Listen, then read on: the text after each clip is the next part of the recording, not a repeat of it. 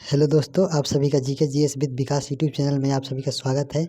आज हम लोग यहाँ पे महासंग्राम सीरीज़ का यहाँ पे 12वां पार्ट हम लोग आज देखेंगे, जो कि इसमें 50 प्रश्न होंगे, जो कि बहुत ही महत्वपूर्ण प्रश्न होंगे और जो हर परीक्षा की एग्ज़ाम की दृष्टि से बहुत ही महत्वपूर्ण होंगे। तो चलिए हम लोग वीडियो को स्टार्ट करते हैं।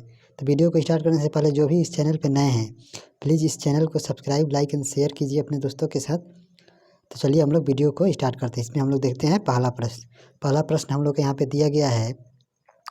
पहला प्रश्न हम लोग यहाँ पे दिया गया है कि निम्न में से पहला प्रश्न हम लोग यहाँ पे दिया गया है कि निम्न में से भारतीय संविधान के किस अनुच्छेद में कहा गया है कि जब लोकसभा के अध्यक्ष और उपाध्यक्ष को हटाने की प्रक्रिया विचाराधीन हो तो वह सदन की कार्य या विधि में शामिल नहीं होगा। तो ये किस अनुच्छेद में कहा गया है? तो हम लोग इसको एक बार और हम रिपीट कर रहे हैं कि भारतीय संविधान के किस अनुच्छेद में कहा गया है कि जब लोकसभा का अध्यक्ष और उपाध्यक्ष दोनों को हटाए जाने की जो प्रक्रिया है वो विचाराधीन है, तो वह सदन की कार्यवाही में शामिल नहीं होगा। तो इसका हो जाएगा यहाँ पे ऑप्शन डी। यहाँ पे अनुच्छेद 96 में ये प्रावधान किया गया है। और यहाँ पे अनुच्छेद यहाँ पे हम लोग देख लेते हैं। अनुच्छेद यहाँ पे 93, अनुच्छेद 93 में कहा गया है कि लोकसभा का एक अध्यक्ष और एक उपाध्यक्ष होगा। और 94 में कहा गया है कि अध्यक्ष व उपाध्यक्ष के पद रिक्त की जानकारी के बारे में इसमें चर्चा है। और यहाँ पे अनुच्छेद 95 में कहा गया है कि जो लोकसभा अध्यक्ष एवं उपाध्यक्ष के जो कार्य हैं उनका अधिकार जो है उसकी जानकारी है इसमें। तो चलिए हम लोग आगे बढ़ जाते हैं। और यहाँ पे 92 में हम लोग यहाँ पे दिया गया है, अनुच्छेद 92 में यहाँ पे राज्यसभा के सभापति का कार्य इसमें दिया गया है। आगे हम लोग बढ़ जाते हैं, अगला हम लोग यहाँ पे देख लेते हैं। तो अगला हम लोग का यहाँ पे 2 नंबर प्रश्न हम लोग का दिया गया है कि 2 नंबर हम लोग का यहाँ पे प्रश्न दिया गया है कि यह कौन तय करता है कि संसद में रखा जाने वाला कोई विशेष धन विधेयक है या नहीं।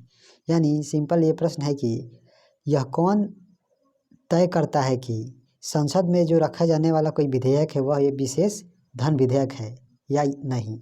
इसका हो जाएगा यहाँ पे ऑप्शन सी। यहाँ पे लोकसभा का जो अध्यक्ष है यही इसके बारे में निर्णय लेता है। तो हम लोग यहाँ पे केंद्र सरकार में जो धन विधेयक की जो के संबंध में जो विशेष प्रक्रिया का यहाँ पे चर्चा किया गया है वह अनुच्छेद 109 में किया गया है। और धन विधेयक की जो परिभाषा है वह अनुच्छेद 110 में किया गया है। और इसी प्रकार राज्य सरकार में यहाँ पे अनुच्छेद 198 में धन विधेयक की विशेष प्रक्रिया का वर्णन किया गया है, जबकि यहाँ पे अनुच्छेद 199 में धन विधेयक की परिभाषा दिया गया है राज्य के संदर्भ में। इसको भी आप लोग याद रखिएगा। आगे हम बढ़ जाते हैं, अगला हम लोग यहाँ पे प्रश्न देख लेते हैं।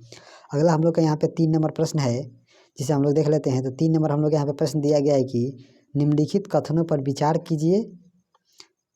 तो यहाँ पे भारत के महान्यायवादी के संदर्भ में हम लोग को बताना है। तो यहाँ पहला पॉइंट यहाँ पे दिया गया है कि लोकसभा की कार्यवाही में भाग ले सकता है। दूसरा दिया गया है कि लोकसभा की किसी समिति का सदस्य हो सकता है। तीसरा यहाँ पे दिया गया है लोकसभा में बोल सकता है। चौथा यहाँ पे दिया गया है लोकसभा में मतदान कर सकता है। तो इसका हम लोग देखते हैं क्या पूछ रहा है। तो यहाँ पे उपयुक्त कथनों में से कौन सा सही है, इसमें कौन सा सही है इसे हम लोग को बताना है। तो पहले हम लोग देखते हैं कि भारत का जो महान्यायवादी होता है इसका जो पद है भारत के संविधान के अनुच्छेद 76 के अंतर्गत इसका प्रावधान किया गया है, अनुच्छेद 76 के तहत। और यहाँ पे हम लोग देख लेते हैं। और यहाँ पे जो लोकसभा की कार्यवाही में ये भाग ले सकता है, जो कि बिल्कुल ये सही है। और वर्तमान समय में भारत के जो महान्यायवादी हैं वे आर वेंकट मणि हैं। इसको भी आप लोग याद किया। और इनकी नियुक्ति भारत के राष्ट्रपति के द्वारा किया जाता है। और इनका यहाँ पे दूसरा पॉइंट यहाँ पे दिया गया लोकसभा की किसी समिति का सदस्य हो सकता है, जो कि बिल्कुल सही है। तीसरा यहाँ पे दिया गया है कि लोकसभा में बोल सकता है, ये भी सही है। चौथा यहाँ पे दिया गया लोकसभा में मतदान कर सकता है, जो कि बिल्कुल गलत है। ये लोकसभा में मतदान नहीं कर सकता है, इसे वोट देने का अधिकार नहीं है। और यह कानूनी मामले में सरकार को सलाह देता है और भारत सरकार का ये विधि अधिकारी होता है। और यह सभी न्यायालयों में सुनवाई करने का अधिकार प्राप्त है। और यह संसद के दोनों सदनों की बैठकों की कार्यवाहियों में हिस्सा लेने का अधिकार है परंतु इसे वोट देने का अधिकार नहीं है। ये अनुच्छेद 88 में ये बात कहा गया है। इसको भी आप लोग याद रखिएगा। आगे हम बढ़ जाते हैं। अगला हम लोग यहाँ पे, तो इसमें हम लोग देख लेंगे कौन कौन सही है। तो इसमें पहला सही है, दूसरा सही है और तीसरा सही है। तो इसका हो जाएगा यहाँ पे ऑप्शन सी, 1 2 3। आगे बढ़ जाते हैं। अगला हम लोग यहाँ पे 4 नंबर हम लोग प्रश्न यहाँ पे देख लेते हैं। 4 नंबर हम लोग का प्रश्न है कि 4 नंबर हम लोग का यहाँ पे प्रश्न दिया गया है कि 4 नंबर हम लोग का यहाँ पे प्रश्न है, निम्नलिखित कथनों पर विचार कीजिए। पहला इसमें दिया गया है पॉइंट कि भारत के संविधान के 44वें संशोधन द्वारा लाए गए एक अनुच्छेद में प्रधानमंत्री को निर्वाचन को न्यायिक पुनर्वलोकन के परे कर दिया। भारत के संविधान के 44वें संविधान संशोधन जो कि 1978 के द्वारा ये किया गया था संविधान संशोधन, इसमें एक अनुच्छेद में प्रधानमंत्री को निर्वाचन की न्यायिक पुनर्वलोकन के परे कर दिया गया। और दूसरा इसमें हम लोग का यहाँ पे पॉइंट दिया है कि भारत के संविधान के 99वें संविधान संशोधन को भारत के उच्चतम न्यायालय ने अभिखंडित कर दिया क्योंकि यह न्यायपालिका की स्वतंत्रता का अतिक्रमण करता था। जो कि ये दूसरा पॉइंट यहाँ पे बिल्कुल सही है, पहला पॉइंट इसमें ये गलत है। हम लोग यहाँ पे देख लेते हैं अनुच्छेद यहाँ पे 75 के तहत राष्ट्रपति के द्वारा प्रधानमंत्री की नियुक्ति होती है। और यहाँ पे जो कॉलेजियम प्रथा जो की शुरुआत जो 1993 में हुई थी, जो कि 99वां संविधान संशोधन के तहत इसे समाप्त कर दिया गया। और यहाँ पे इसका हम लोग देख लेते हैं उपयुक्त में से कौन सा कथन सही है। तो इस प्रश्न के संदर्भ में यहाँ पे ऑप्शन 2 यानी केवल 2 सही है। तो इसका हो जाएगा यहाँ पे ऑप्शन बी। आगे हम लोग बढ़ जाते हैं। अगला हम लोग यहाँ पे प्रश्न देख लेते हैं। अगला हम लोग का 5 नंबर प्रश्न है कि 5 नंबर हम लोग का यहाँ पे प्रश्न दिया गया है कि मंत्रिपरिषद में शामिल नहीं है, मंत्रिपरिषद में शामिल नहीं होते हैं। तो मंत्रिपरिषद में कैबिनेट मंत्री शामिल होता है, राज्य मंत्री शामिल होता है और बिना विभाग के मंत्री होते हैं। तो इसमें हो जाएगा इसका ऑप्शन सी यानी कैबिनेट सचिव इसमें शामिल नहीं होता है मंत्रिपरिषद में। इसको आप लोग याद रखिएगा। आगे हम बढ़ जाते हैं। अगला हम लोग यहाँ पे प्रश्न देख लेते हैं।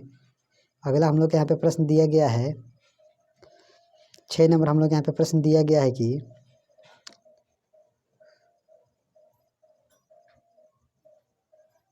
6 नंबर हम लोग का यहाँ पे प्रश्न दिया गया है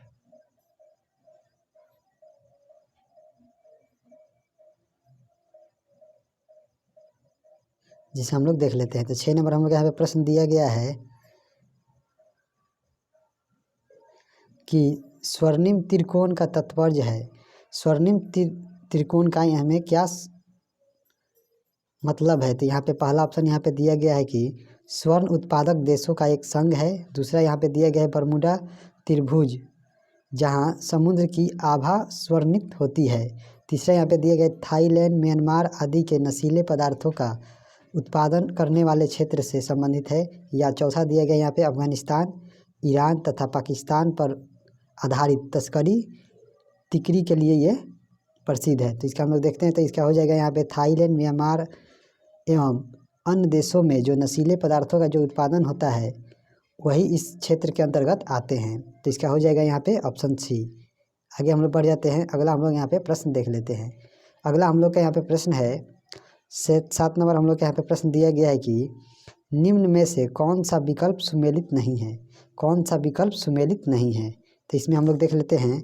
इसमें यहाँ पे पहला दिया गया है भारत माता का जो पेंटिंग बनाया था यह रविंद्रनाथ टैगोर के द्वारा बनाया गया था, जो कि बिल्कुल सही है। दूसरा यहाँ पे दिया गया हंस दमयंती जो एक पेंटिंग है, ये जो प्रसिद्ध चित्रकार है ये रवि वर्मा, इनके द्वारा ये तैयार किया, जो कि बिल्कुल सही है। तीसरा यहाँ पे दिया गया काला चांद जो पेंटिंग था इसे सतीश गुजराल के द्वारा बनाया गया, जो कि बिल्कुल सही है।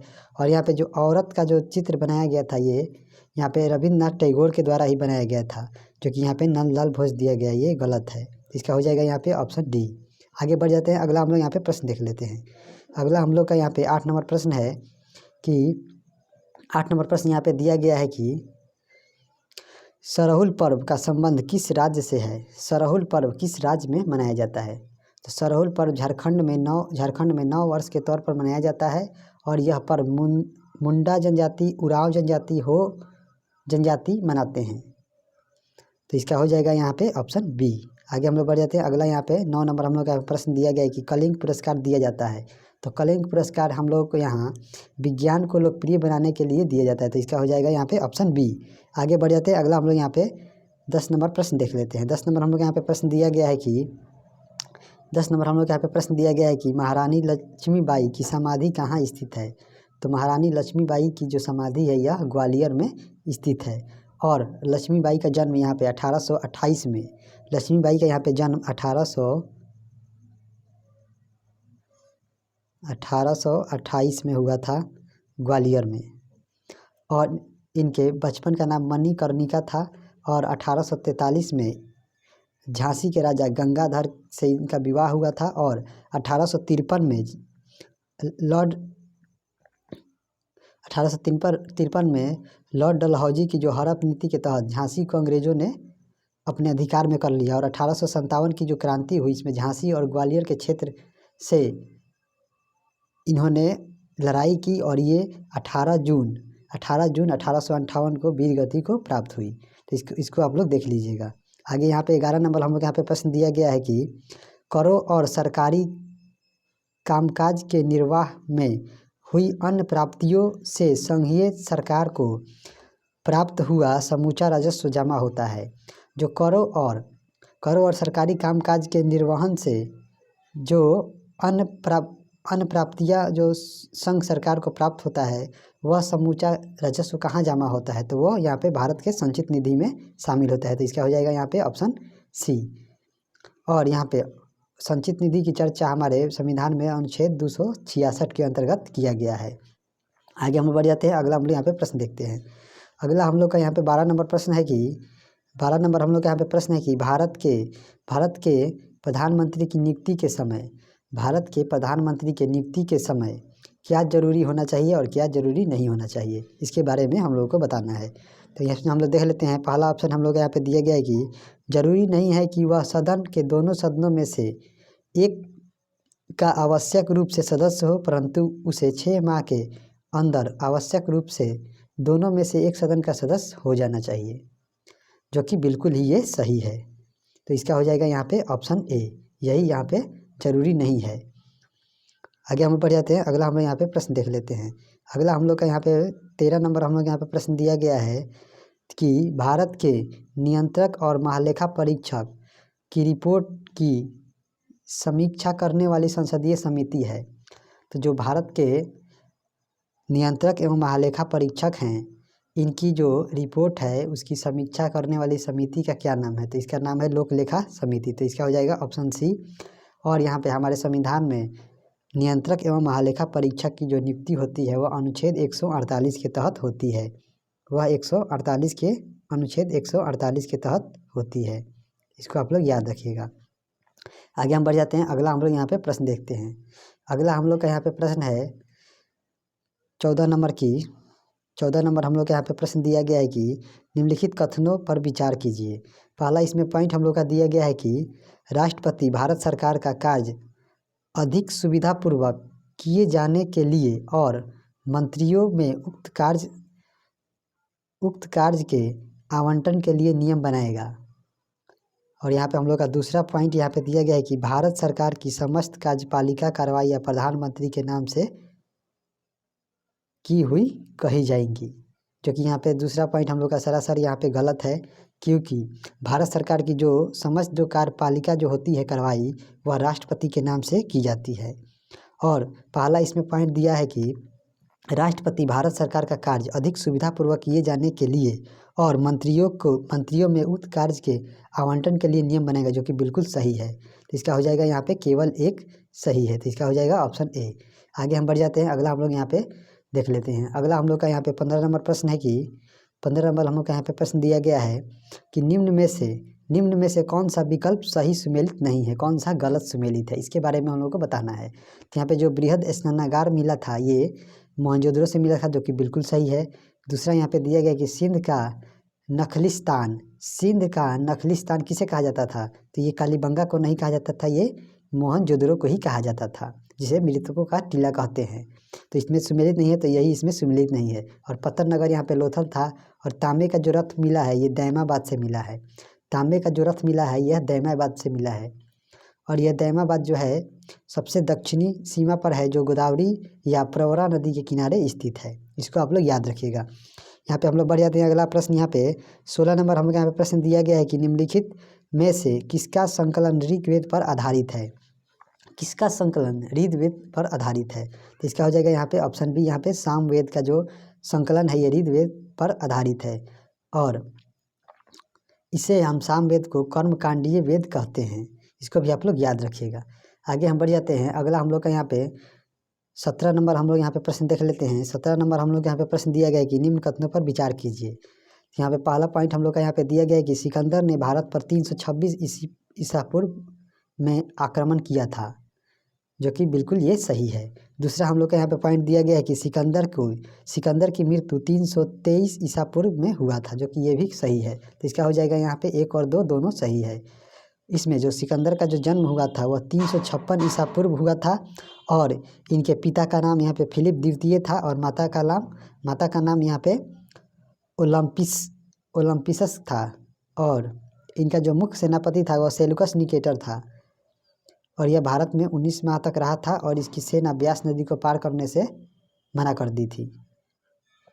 और इसके द्वारा जो युद्ध लड़ा गया यहाँ पे हाइडेस्पीज का युद्ध, जो कि सिकंदर और पंजाब के शासक यहाँ पे पोरस के बीच हुआ, जिसमें पोरस की हार हुई और यहाँ पे सिकंदर की जीत हुई। आगे हम बढ़ जाते हैं। अगला यहाँ पे हम लोग 18 नंबर प्रश्न यहाँ पे देख लेते हैं। 18 नंबर हम लोग यहाँ पे प्रश्न दिया गया है कि 18 नंबर हम लोग यहाँ प्रश्न है कि जैन धर्म श्वेतांबर एवं दिगंबर संप्रदायों में कब विभाजित हुआ था।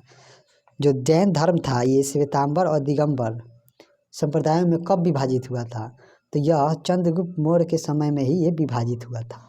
और यहाँ पे 2 जैन संगतियाँ यहाँ पे हुई थी। पहली जैन संगति यहाँ पे 322 BC में यानी ईसा पूर्व में पाटलिपुत्रा में हुई थी और इसकी अध्यक्षता यहाँ पे स्थूलभद्र के द्वारा किया गया। और इसी में यहाँ पे 2 संप्रदाय में यह जैन धर्म विभाजित हो गया।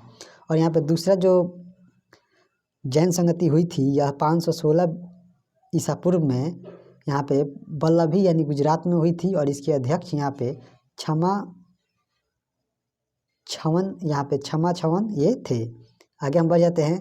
अगला हम लोग यहाँ पे प्रश्न देख लेते हैं। अगला हम लोग का यहाँ पे 19 नंबर प्रश्न है, जिसे हम लोग देख लेते हैं।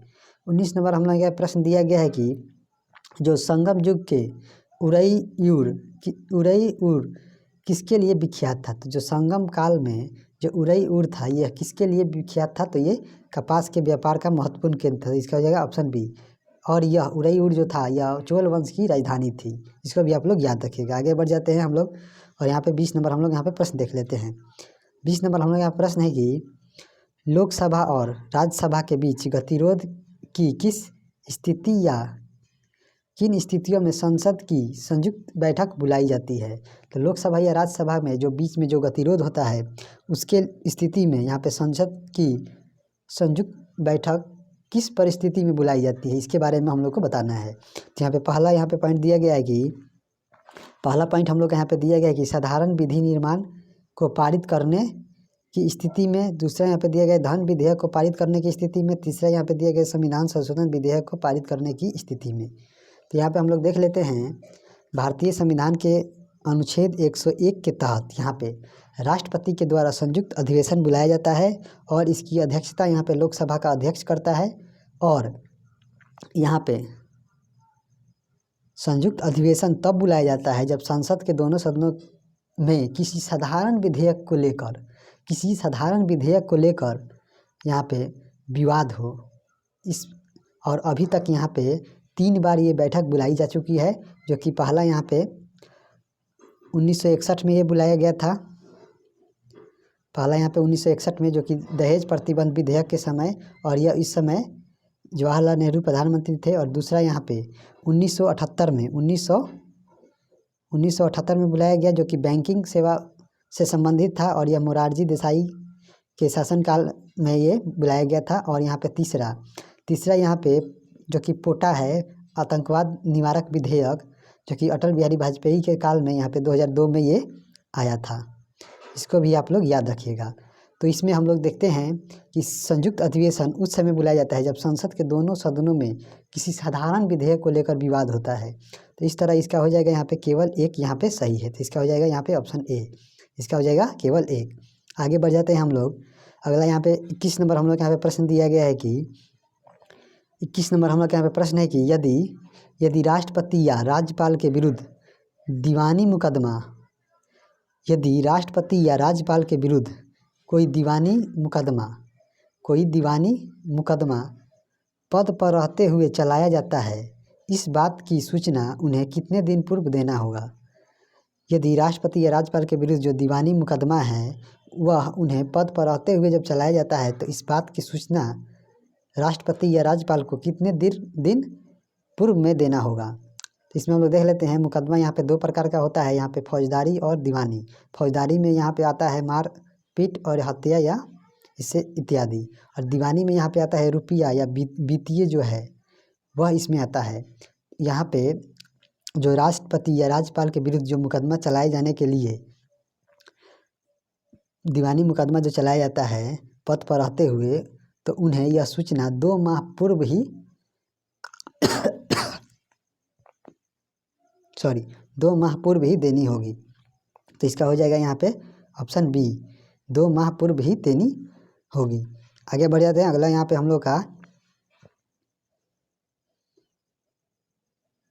अगला हम लोग यहाँ पे प्रश्न है 22 नंबर, जिसे हम लोग देख लेते हैं। 22 नंबर हम लोग यहाँ पे प्रश्न दिया गया है कि राष्ट्रपति ने अब तक कितनी बार राष्ट्रीय आपात की घोषणा की है।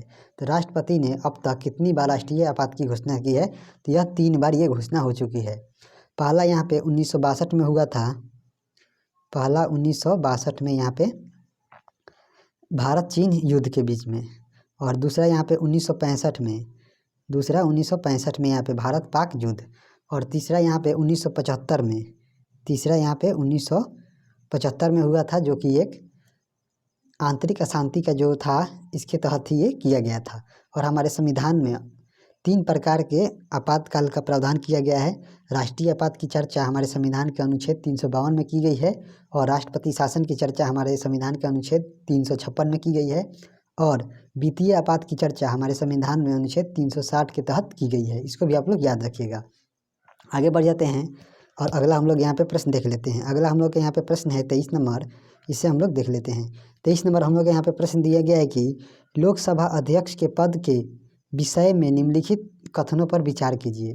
जो लोकसभा के अध्यक्ष होते हैं उनके पद के विषय में क्या होना चाहिए या क्या नहीं होना चाहिए, इसके बारे में बताना है। तो यहाँ पे दिया गया है पहला पॉइंट कि वह राष्ट्रपति के पश्चात प्रयत्न पद धारण करता है। दूसरा यहाँ पे दिया गया यदि यह आवश्यक नहीं कि अपने निर्वाचन के समय वह सदन का सदस्य हो, परंतु उसे अपने निर्वाचन के बाद 6 माह के भीतर सदन का सदस्य होना पड़ेगा। तीसरा यहाँ पे दिया गया पॉइंट कि तीसरा पॉइंट हम लोग को यहाँ दिया गया कि यदि वह त्याग पद देना चाहे तो उसे अपना त्याग पद उपाध्यक्ष को संबोधित करना चाहिए। यहाँ पे देख लेते हैं तो कौन सा इसमें कथन सही है, इसके बारे में बताना है। तो वह राष्ट्रपति के पश्चात पर्यंत ये पद धारण नहीं करता है, ये बिल्कुल गलत है।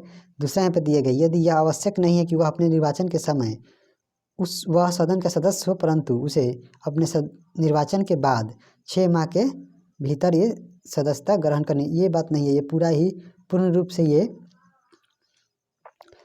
से ये अपना पद धारण करेगा, इसमें 6 माह ये सब बात नहीं है।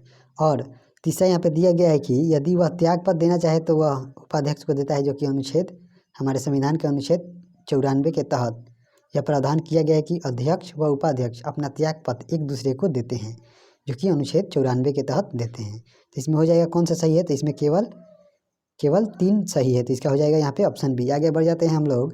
अगला हम लोग यहाँ पे 24 नंबर हम लोग यहाँ पे प्रश्न दिया गया है कि राष्ट्रपति का अध्यादेश कितनी अवधि के लिए लागू रहता है।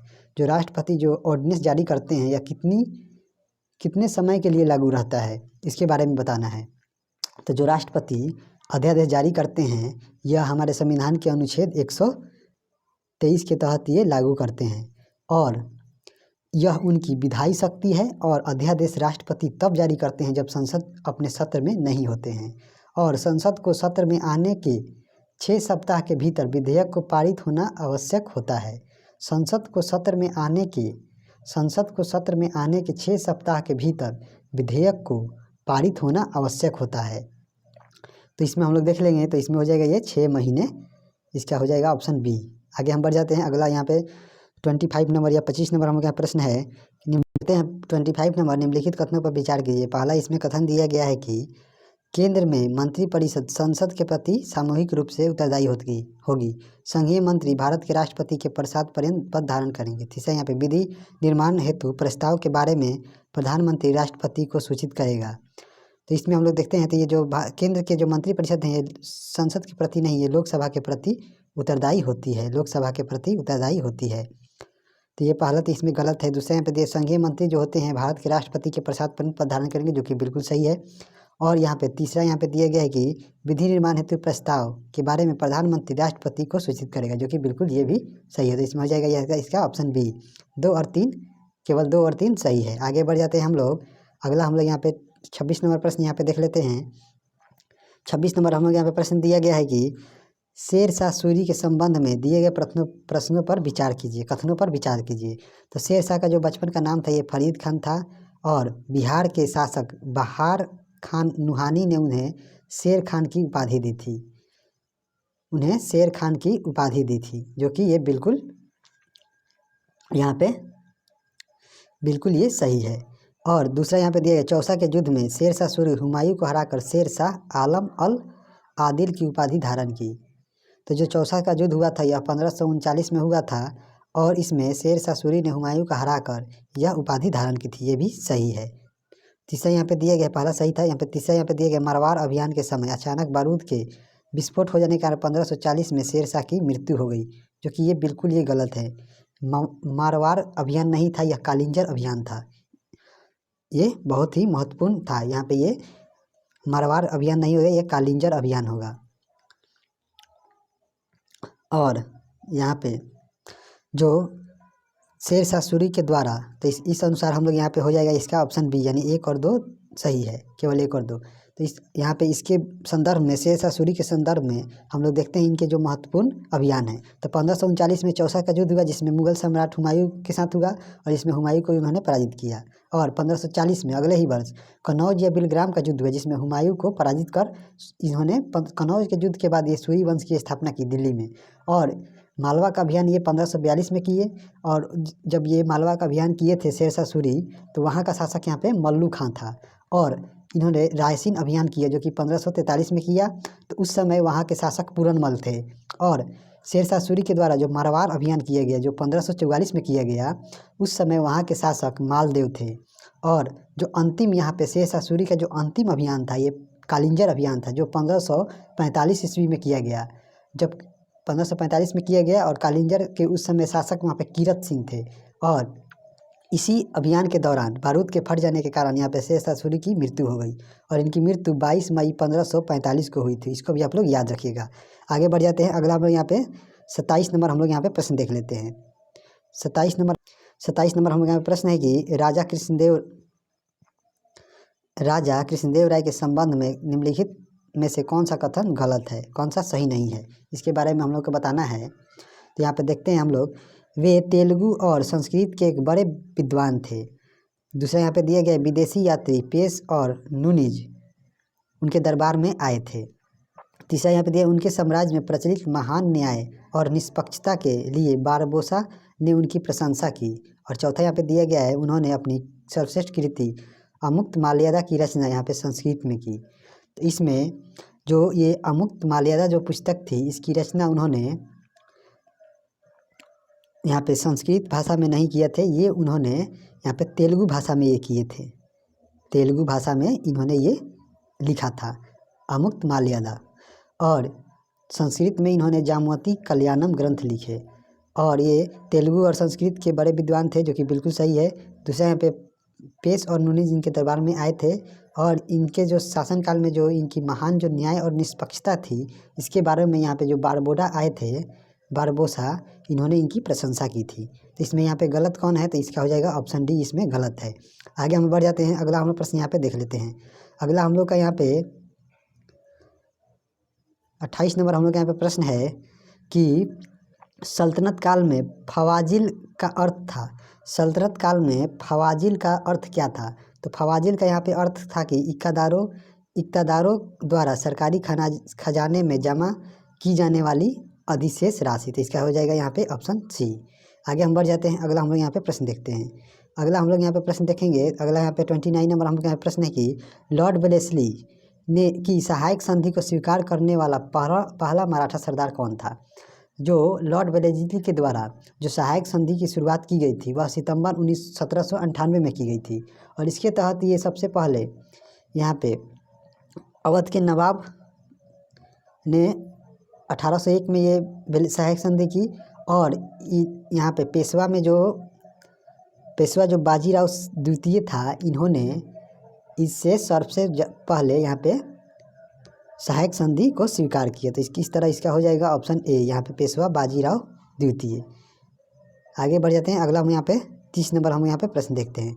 30 नंबर हम यहाँ प्रश्न है कि डुरंड कप किस खेल से संबंधित है? डुरंड कप यहाँ पे फुटबॉल से संबंधित है। आगे बढ़ जाते हैं। अगला हम यहाँ पे प्रश्न देखते हैं। अगला हम लोग का यहाँ पे 31 नंबर हम लोग यहाँ पे प्रश्न है कि तारे पूर्व से पश्चिम की ओर किस कारण ज़्यादा दिखते हैं? जो तारे होते हैं यह पूर्व से पश्चिम में किस कारण ज़्यादा दिखते हैं? जो पूर्व में कम दिखते हैं और पश्चिम में ज़्यादा दिखते हैं। तो इसका मुख्य कारण यहाँ पे हो जाएगा कि पृथ्वी जो होती है ना, या पृथ्वी अपने अक्ष पर यहाँ पे पश्चिम से पूरब की ओर घूम रही होती है। इसी कारण से यह जो तारे होते हैं वह पूर्व में कम दिखाई देते हैं और पश्चिम में ज़्यादा दिखते हैं। इसका हो जाएगा यहाँ पे ऑप्शन डी। अगला यहाँ पे प्रश्न है 32 नंबर हम लोगों का कि 32 नंबर हमका प्रश्न है कि निम्नलिखित में से किसका मिलान सही नहीं है, यानी कौन गलत है उसके बारे में हम लोग को बताना है। तो इंडोनेशिया की जो राजधानी है यह जकार्ता थी, जो कि बिल्कुल सही है। मालदीव की राजधानी यहाँ पे माले है, ये भी सही है।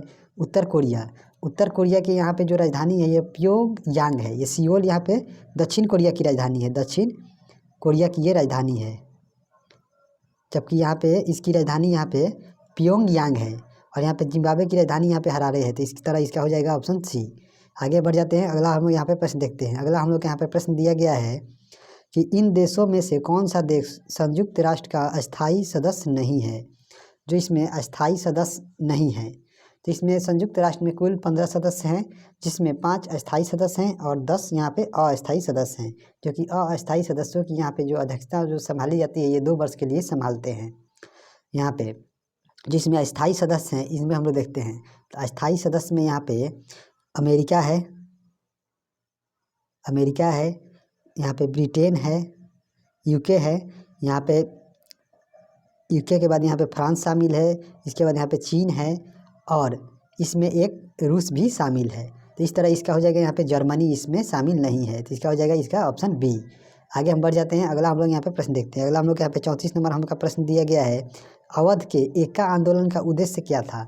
जो अवध में जो एका आंदोलन हुआ था, जो कि 1921-22 में ये आंदोलन हुआ था, तो इस आंदोलन का उद्देश्य क्या था?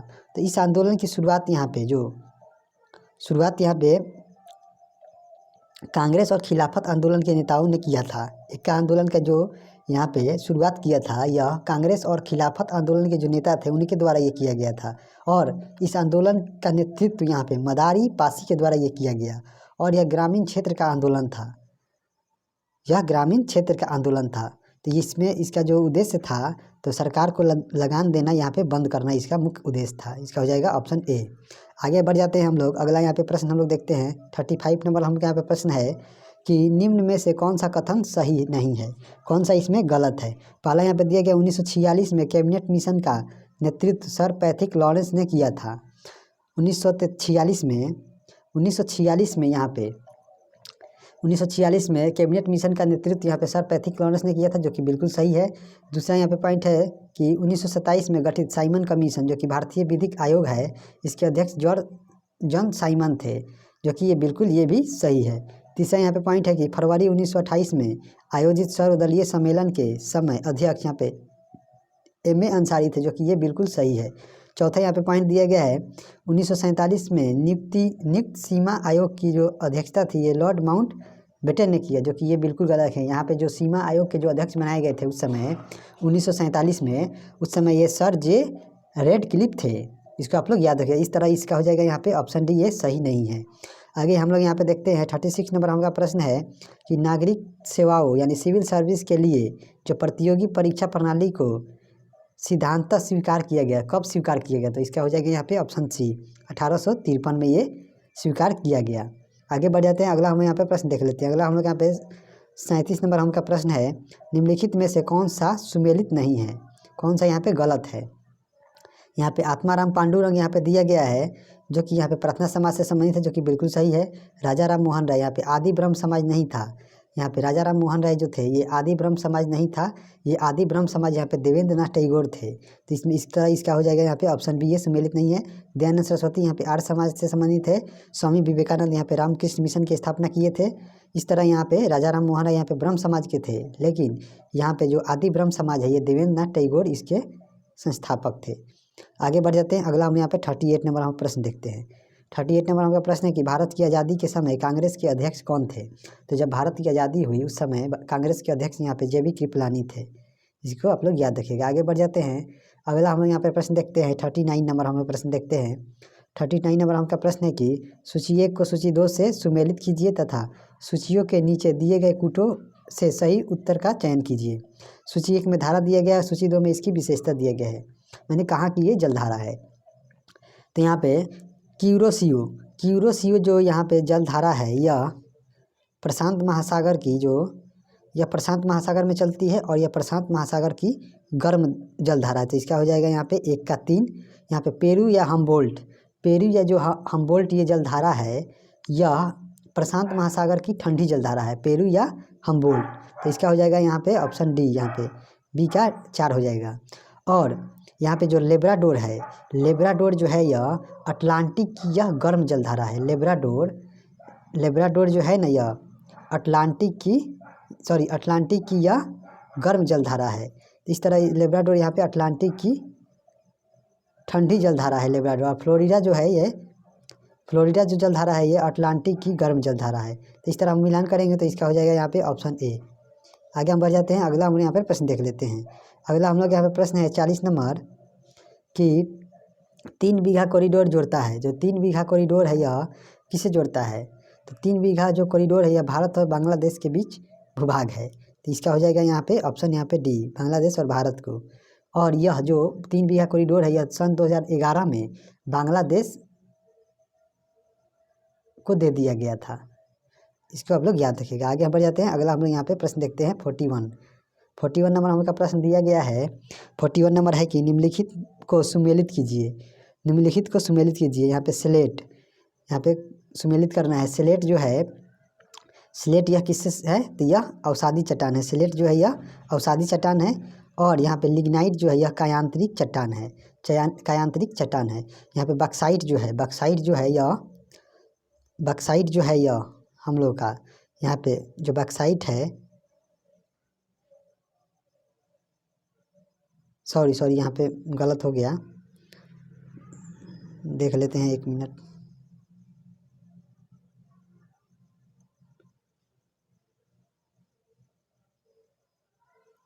यहाँ पे जो स्लेट है दिया गया है, जो स्लेट यह यहाँ पे जो स्लेट है यह कायांतरिक चट्टान है।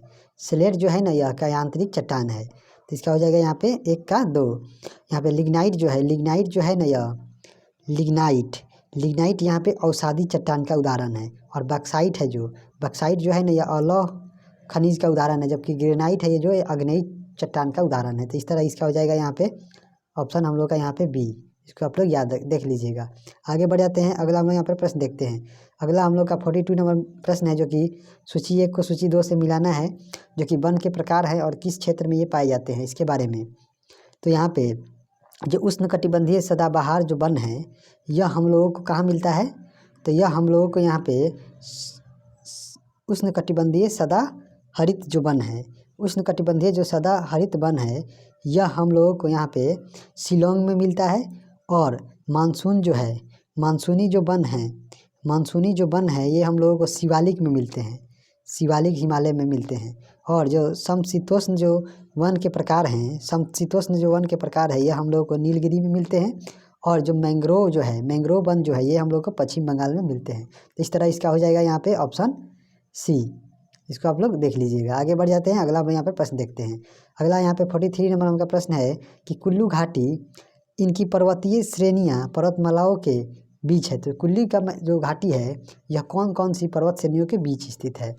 तो कुल्लू घाटी यहाँ पे जो है यह धौलाधर और पीर पंजाल के बीच स्थित है। तो इसका हो जाएगा यहाँ पे ऑप्शन सी, धौलाधर और पीर पंजाल के बीच ये स्थित है।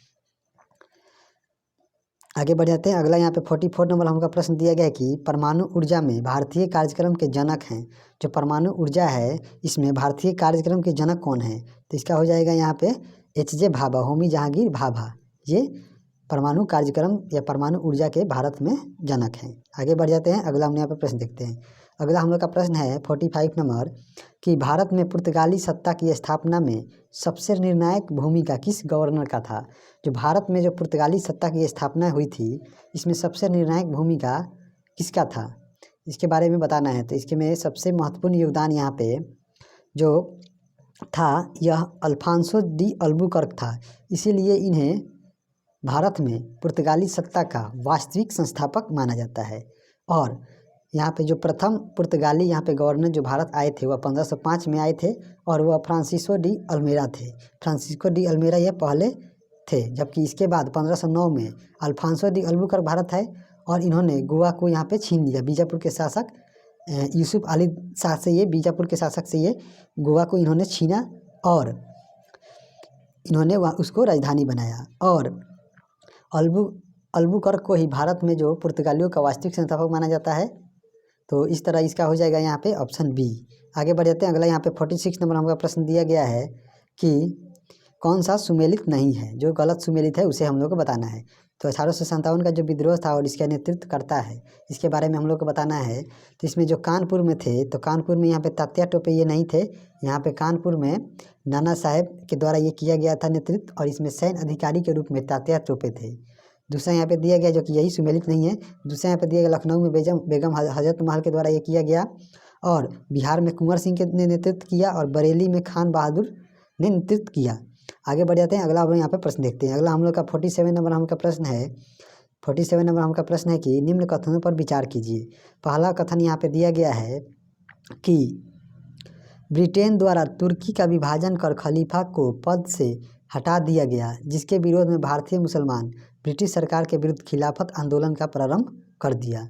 जो कि ब्रिटेन में जो तुर्की के विभाजन के खिलाफ जो खलीफा का पद था उसे हटा दिया गया था और इसी के विरोध में जो भारतीय मुसलमान थे वे ब्रिटिश सरकार के विरोध में खिलाफत आंदोलन प्रारंभ किए थे, जो कि यह बिल्कुल ही सही है। तो पहला यहाँ पे स्टेटमेंट सही है। दूसरा यहाँ पे दिया गया है कि नवंबर 1919 में खिलाफत का अखिल भारतीय सम्मेलन दिल्ली में आयोजित हुआ और अली बंधु को अखिल भारतीय खिलाफत कमेटी का अध्यक्ष चुना गया, जो कि ये बिल्कुल गलत है। यहाँ पे जो नवंबर 1919 में दिल्ली में जो अखिल भारतीय खिलाफत आंदोलन का सम्मेलन हुआ इसमें महात्मा गांधी को अध्यक्ष चुना गया था। तो इसमें ये नहीं होगा, इसलिए यह गलत है। तीसरा यहाँ पे पॉइंट दिया गया है कि तुर्की में मुस्तफ़ा कमाल पाशा के नेतृत्व में विद्रोह होने के बाद तुर्की में धर्मनिरपेक्ष राज्य की स्थापना हुई और यहाँ पे 1924 में खलीफा का पद पूर्ण रूप से समाप्त हो गया, जो कि ये भी सही है। तो इस तरह इसका हम लोग आंसर देखेंगे कौन सा सही है। तो इसमें 2 नंबर गलती है, तो यहाँ पे 1 और 3 सही है। इस तरह इसका हो जाएगा ऑप्शन सी। आगे हम लोग बढ़ जाते हैं, अगला हम लोग यहाँ पे प्रश्न देखते हैं। अगला हम लोग यहाँ पे 48 नंबर प्रश्न है कि 48 नंबर हमको यहाँ पे प्रश्न दिया गया है कि साइमन कमीशन के विरोध कर रहे किस वरिष्ठ नेता को लखनऊ में पुलिस ने बुरी तरह पीटा था। जो साइमन कमीशन का जो विरोध कर रहे थे उसमें कौन यहाँ पे जो वरिष्ठ नेता थे उन्हें लखनऊ में पुलिस ने